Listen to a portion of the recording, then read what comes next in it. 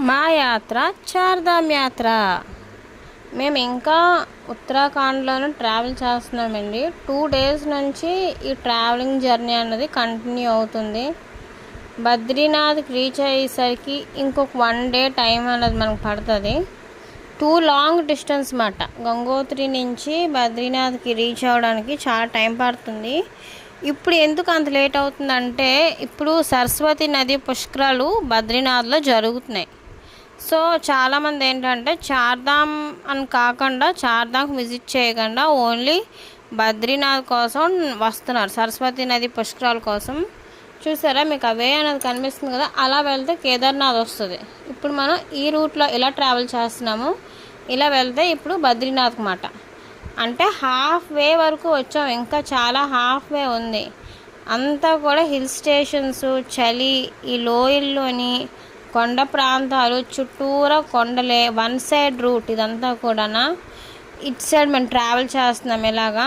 ఇక్కడ వచ్చేసి only day టైమే జర్నీ అన్నది అవుతుంది, ఎందుకంటే నైట్ టైము హాల్ట్ మాట. నైట్ టైం ఎప్పుడు ఇక్కడ ట్రావెలింగ్ ఉండదు.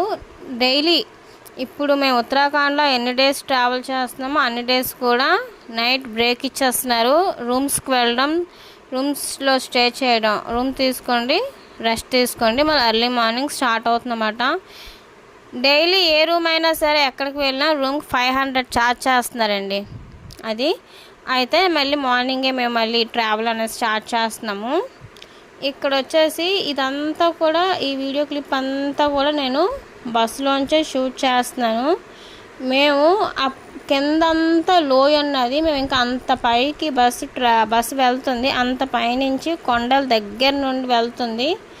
అక్కడ తీస్తున్నాను ఈ వీడియో క్లిప్. ఆ కొండలు వచ్చేసి ఇక్కడ చాలా హైట్ అండి, చాలా హైట్. అంటే ఎంత హైట్ అంటే మనకి ఎప్పుడు మనం చూసే హిల్స్ కాదు ఇవి.